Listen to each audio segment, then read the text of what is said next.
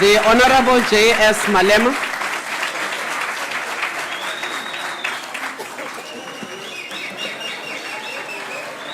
Thank you. Thank you very much, Madam Chair, and the President of the Republic of South Africa, and honorable members of this Parliament. Thank you for affording us an opportunity to respond to the State of the Nation delivered by our President. We want to acknowledge and greet millions of South African workers, the poor, downtrodden and dejected masses of our people, particularly 1 million plus South Africans who voted for EFF to come to this Parliament and represent the agenda of economic freedom in our lifetime, without any fear of contradiction. Our people mandated this movement, the EFF, to come and speak on behalf of the homeless, the landless, domestic workers, security guards, farm workers, cleaners, waiters and waitresses, recipients of social grants, construction workers, the unemployed and poverty-stricken masses of our people who are forgotten by the ruling elite, which is in bed with the oppressors and the imperialist forces. I thought it was going to be difficult for me to carry this mandate with a serious commitment against the party which taught me everything I know today about politics. But this was made easy by seeing Mr. Martinus van Schalkwyk on the benches of the ruling party. I then quickly remembered that, by the way, we are not opposing the ANC we joined then, the ANC of Lawrence Pukanuke, but we are opposing the ANC of Martinus van Schalkwyk and Cyril Ramaphosa. Mr. President, when you spoke yesterday, you reaffirmed this belief that indeed we have chosen the correct path because you no longer represent the hope of the hopeless masses of our people. Your speech yesterday was uninspiring and lacked the central theme, Mr. President. No one will remember what you said last night except that we should clean on Mandela Day, which was the only emphasis you made, and maybe because you thought it was the simplest subject you had to deal with in the whole speech last night. What was supposed to be the simplest subject for you has proven to be more complex than you thought, Mr. President, because your cleaning instruction goes against the wishes of President Mandela, who said it must be left to individuals' choice on how they wish to remember him or celebrate his life. I'm sorry, Mr. President, I won't be cleaning on Mandela Day. I will be involved in a more productive activities which will leave long-lasting legacy and remembrance of our world icon. And those activities will, amongst others, include the rebuilding of mud schools in the Eastern Capes and point of order, please. On a point of order, Dr. Malema, please. Honorable Chairperson, the Speaker called the Deputy President of the Republic, Cyril Ramaphosa, and I think he's honorable as the member of this House. Can you rule on that? Thank you. Honorable Malema, the Honorable Deputy President of this House is an honorable member of this House. No problem, Honorable Cyril Ramaphosa. Mr. President, you tried to speak about radical socio-economic changes in your speech last night, but nothing you said was radical. Instead, we had a repetition of what has been said before. I know very well that your attempt to make radical economic changes your central theme in your speech last night was a direct response to the existence of EFF, or even an attempt to delegitimize it, but you successfully failed in the same way you failed when you introduced the red beret to counter that of the EFF during elections campaign. You and your party should stop playing with semantics, especially when it relates to a radical economic agenda, because you lack courage and you have sold out the revolution. You don't have what it takes to lead the struggle for economic emancipation of black majority, particularly Africans. You are extremely scared of white people, particularly white monopoly capital. You have in the past 20 years defended the privileges of white minority and continue with the exploitation and exclusion of oppressed black majority. The reason for such is because the elite pact that was forced upon the people in 1994 does not allow for radical economic transformation and changes. The pact defends the colonial and apartheid ownership patterns of the means of production, including property. The ANC is part of an elite pact that seeks to protect white monopoly capital and white minority privileges. And this has led to the formation of the EFF because there was a political vacuum and nature does not allow a vacuum. The EFF is here to lead the struggle to dismantle the elite pact and introduce the sunrise clauses. The pact has made you to even accept the wrong things as the laws that run this parliament for the past 20 years. For example, the 1975 Act that makes it compulsory for members of parliament to join a certain medical aid scheme. You have been part of this illegal law and unconstitutional law for the past 20 years.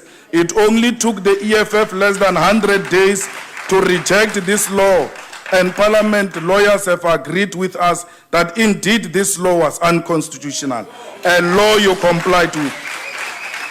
This elite pact is reflected by the fact that most prominent statue in this parliament is a statue of Louis Botha. The one of Nelson Mandela is a very small and is hidden behind the statue of Louis Botha. Louis Botha is not our hero and cannot be a hero of a democratic South Africa. He's a colonial warmonger who fought for the exclusion of black and indigenous people from running their own country and affairs. It's people like this who made white South Africans think that they are superior, and we continue celebrating them. We are equally perpetuating white supremacy. The statue of Botha outside this parliament must go down because it represents nothing of what a democratic South Africa stands for. The statue represents backwardness and apartheid, and therefore it belongs to the dustbin of history and to be replaced with a bigger statue of Siaparankwe Rolihlahla Nelson Mandela. We will never have a true friendship and peace if white minority still behaves like they are superior and we should remain inferior in our own country. All black people continue to learn the languages of white minorities as part of our attempt to reach out to them and create friendship, but with very little attempt from their side to at least learn one of our African languages, because they have a wrong mentality that we must suck up to them. These are some of the legacies people like Louis Botha have left us, and it must be crushed. We must not celebrate anything that perpetuates white supremacy. As part of nation building, maybe we need to take hard steps by not celebrating any white person who does not speak at least or know one of the African languages.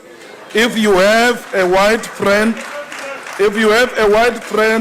as a black person and he or she does not know your language or take initiative to learn your language or your culture, that person is no friend at all. We need to undermine the legacy of apartheid through celebration of our blackness and unashamedly advance political, social, and economic liberation of blacks in general and Africans in particular. We must do away with self-hatred and embrace who we are and what we stand for. The time for black majority to benefit from natural, mineral, and the beauty of their country is now and can never be postponed. This is where we start. Now, we should deal with politics of what you raised yesterday. You promised jobs before, and you have repeatedly failed to create jobs. In your first address to this House as President, you promised to create 500,000 jobs in 6 months, yet you failed and no one held you accountable. Our people are being called upon to celebrate 20 years of freedom, and we really do not know what they should celebrate because the past 20 years has been 20 years of suffering and the poorest of the poor. Yes, sir. Agbare Speaker, is die agbare lid bereid om 'n vraag te vra? Is 'n baie maklike vraag. Ek wil vir hom vra, why does he deliver his speech in a white man's language of English, not in his own mother tongue? Honorable Malema, are you prepared to respond to the question? I have no time for racist questions. Our people are called upon to celebrate 20 years of freedom. We really do not know what they should celebrate because the past 20 years has been 20 years of suffering of the poorest of the poor. It has been 20 years of joblessness and unemployment for majority of our people, in particular the youth.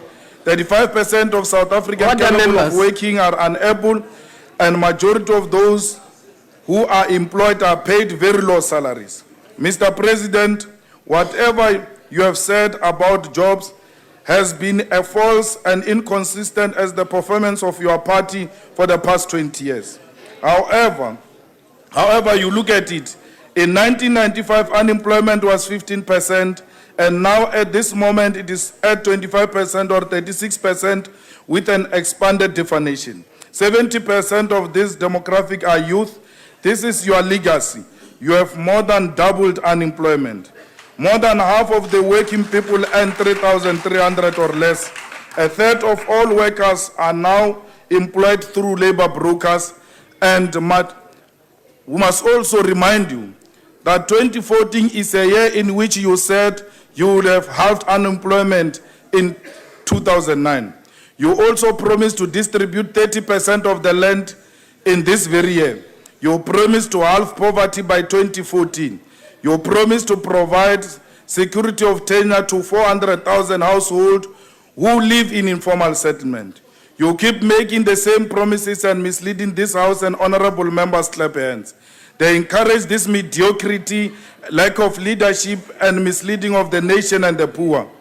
You are a man of tradition, Mr. President, a tradition of empty promises. Now knowing you will not be there in 2030, please say nothing about 2030 because you will not be there. The President said a minimum wage shall be investigated. There is no need to investigate. This House must show leadership and courage. The workers have already shown the way. For 5 months now, workers in the Platinum Belt have been on the strike, which demonstrated their genuine determination. They are looking for 12,500, which the ANC government massacred 34 of them 2 years ago for it. In honor of those who died, let this House legislate 12,500. This will be a sign of showing remorse and regret for the Marikana massacre. We also demand the establishment of parliamentary commission on conditions and the salaries of mine workers, Chairperson. including the Point of auditing order, of Mr. the financial Malema. books. Chairperson, on a point of order here, the Speaker said the ANC government massacred people 2 years ago. Is it parliamentary? Is there any proof of that? Can you rule on that, Chairperson? Mr. Malema, I maintain that. Mr. Malema, The ANC government massacred the people in Marikana. Those police were representing the ANC government. Mr. Malema,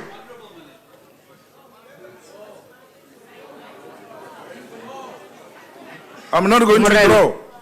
Morena, It's not going to happen that. Honorable Malema, Honorable Malema, I'm all yours, Chair. Honorable Malema, Honorable Chair. please accept that this House and all our houses of Parliament have simple rules to follow in a debate. The last time we said hold your horses because we're taking a point of order. Okay. I was asked to rule, and even before I gave you the go-ahead, you were on. Please do not do it again. The honorable member of the ANC raised a point. You contest that point, you say that you are sustaining it. I wish to take this point on advice, honorable members, and will rule on it tomorrow. Because it is not an open and shut, a statement that you make and you conclude on. There are many implications on it, and I would like to be properly advised to come back to this House on a ruling tomorrow. You may continue, Ntate Malema. We call him for parliamentary commission on the conditions and salaries of mine workers, including the auditing of the financial books of all the mines by the state, to ascertain ourselves on how much is the mining sector making in this country, because we do not trust the current financial disclosure by the mining sector. Mr. President, you have spoken about radical socio-economic changes. And if indeed you meant what you said, then you will agree with me that there is nothing radical about preserving the current exploitative economic structure. Otherwise, what has been suggested here is a mere old wine in a new bottle. We are back to gear by another name, which Blade in Zimande called 1996 class project and the more serious strategic threat to the national democratic Order, members. Order, members. In his Honorable Malema, there is an Honorable Blade in Zimande in this house. Honorable Blade in Zimande, in his factional battles with President Thabo Mbeki, Honorable Malema, said 19... Honorable Malema, I will not have this house degenerating into this. Please debate the state of the nation, the factional battles and whatever, let them stay where they are. No, Chair, I don't agree with that. No, I don't agree with that. Honorable Malema. You are not going to tell me, Chair, how I must debate. Order, Chair. Point of order, You Chair. are not going to tell me how I must debate. On point of order, Chair. No, I can't be told what to say. Honorable Malema. Order, members. Point of order, Members, Chair. Order, Chair. Point of order, Chair. Honorable members, I am quite fit to sit on this chair. Honorable Malema, we have taken you through the rules of these houses. You will desist from making disparaging remarks on the persons of the honorable members of this house. Point of order, Chair. Order, Chair. Point of order, Chair. The chairperson is out of order. Honorable Musima Iman referred to the factional battles in the ANC, for which the chairperson did not call him to point of order. So the chairperson must be consistent in the application of the rules of parliament. The chairperson is very consistent. The Honorable Maimane referred to the factional battles in the party, did not apportion it to a particular member of this house. Honorable Malema, withdraw those remarks. Honorable Chair. On the factional tendencies or otherwise of the Honorable Blade in Zimande. Okay, Honorable Chair, withdraw. Thank you. You may proceed. Mr. President, you clearly do not know what a radical economic transformation means. What is radical about EPWP? What is radical about buying stolen land? Maybe we must give you a few tips on what is radical economic transformation. You must be prepared, if you want to advance this agenda of radical transformation, to expropriate the stolen land without compensation. You must be prepared to nationalize the mines, the banks, and other strategic sectors of the economy. You must be prepared, Mr. President, to protect local industries and ensure that they continue to be productive. Mr. President, you must provide free quality education up until the tertiary level. Mr. President, you cannot celebrate the two glorified high schools which are wrongly called universities in the Northern Cape and Mpumalanga, because the two of them are going to take only 350 people. We need to engage, Mr. President, in a deliberate program to send 10,000 students to outside the country to the best of the best universities, because all the countries which have succeeded, they took their learners and their youth to learn outside their countries. Mr. President, you are on a paraffin speed building stadiums for the 2010 Soccer World Cup, but you are failing to build schools and you are failing to build basic things like toilets. Radical economic transformation means Honorable we must Malema, I'm afraid your time is up. Thank you very much. No, but those orders you were eating on my time. Honorable Malema. Chair. Mr. President, la o ka itima metsi o tla bona e nwele.